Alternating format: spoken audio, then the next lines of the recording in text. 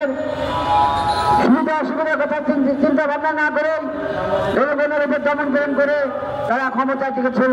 সংগ্রামী বান্ধবগণ, এই 16-17 বছরের দীর্ঘ নির্যাতনের অভিজ্ঞতায় মানুষ নিষ্পেষিত হয়ে তারা অবশেষে ছাত্রদের যে বৈষম্য ভিত্তিক সেটা আন্দোলন, এই আন্দোলনকে সমর্থন দিয়ে সর্বস্তরের মানুষ এই ফ্যাসিবাদী হাসিনা সরকারের বিরুদ্ধে ঐক্যবদ্ধ আন্দোলন গড়ে তোলে।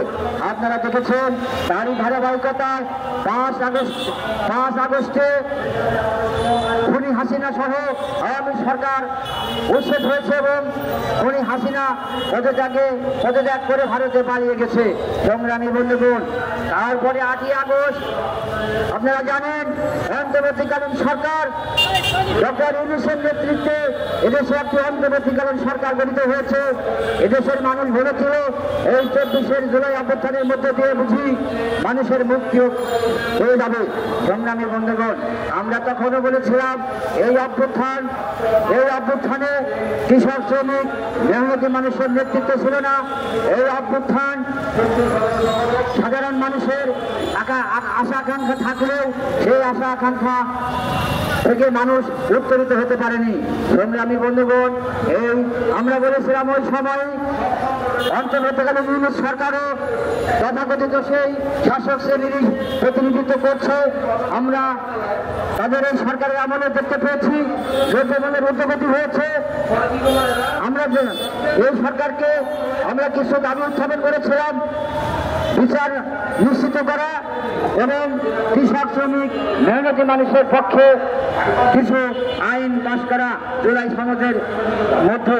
সংগ্রামী বন্ধুগণ, আমরা বলেছিলাম সিন্ডিকেট ভাঙতে হবে, সিন্ডিকেট ভেঙে দ্রব্যমূল্য ক্রয় ক্ষমতার মধ্যায়নে জনগণকে সহজে তাদের খাদ্যদ্রব্যের যে নিশ্চয়তা সেটা দিতে হবে এবং মানুষের যে মৌলিক অধিকার সেই অধিকার নিশ্চিত করতে হবে।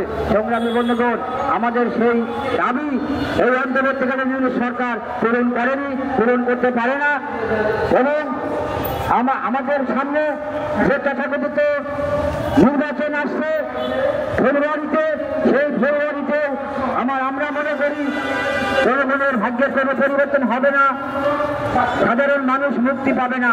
সংগ্রামী বন্ধুগণ, তাই আমরা এই নির্বাচনকে আমরা সমর্থন জানাই এবং নির্বাচন হোক তা আমরা চাই, কিন্তু তার পাশাপাশি আমরা এদেশের কৃষকের কৃষি পণ্যের মূল্য কমানোর জন্য এবং কৃষি এবং কৃষকের ভাগ্য পরিবর্তনের জন্য যে কৃষিনীতি, বাস্তব কৃষিনীতি, সেই কৃষিনীতি করার জন্য আমরা আগামী নির্বাচিত সরকারকে উদাত্ত আহ্বান জানাবো এবং আমাদের দাবি থাকবে এদেশের কৃষক, শ্রমিক সহ মেহনতি মানুষের পক্ষে আইন পাস করা এবং তারই প্রেক্ষিতে এদেশের মানুষের যে মৌলিক অধিকার, ভাত, কাপড়, বাসস্থান, শিক্ষা, চিকিৎসার যে আমূল সমাধান, সেই লক্ষ্যে আমরা আন্দোলন সংগ্রাম গড়ে তুলতে চাই।